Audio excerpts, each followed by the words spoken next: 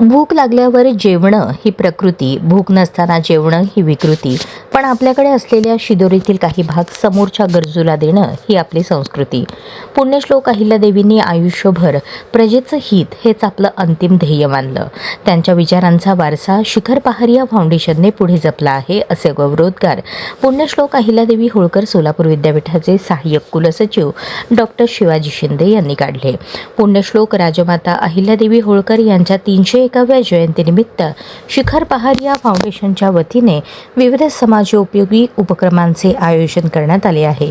या उपक्रमांतर्गत सायंकाळी ऐश्वर्या बँक्वेट हॉल येथे गरजू व निराधार महिलांना स्वावलंबी बनवण्यासाठी 10 शिलाई मशीनचे वाटप, अनाथ विद्यार्थ्यांच्या शिक्षणाला प्रोत्साहन मिळावा यासाठी 10 विद्यार्थ्यांना सायकलिंगचे वाटप करण्यात आले. याप्रसंगी प्रमुख पाहुणे म्हणून ते बोलत होते.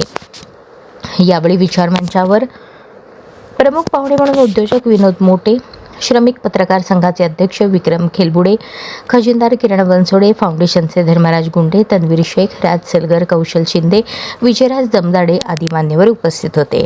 मान्यवरांच्या हस्ते सायकल आणि शिलाई मशीनचे वाटप करण्यात आले.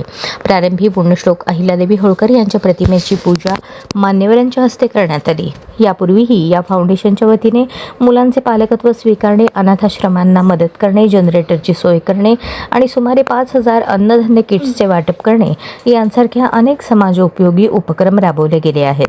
समाजातील वंचित आणि दुर्बल घटकांना शिक्षण आणि रोजगाराच्या माध्यमातून सक्षम करण्याच्या या उपक्रमामागील मुख्य उद्देश असल्याचे धर्मराज गुंडे यांनी सांगितले.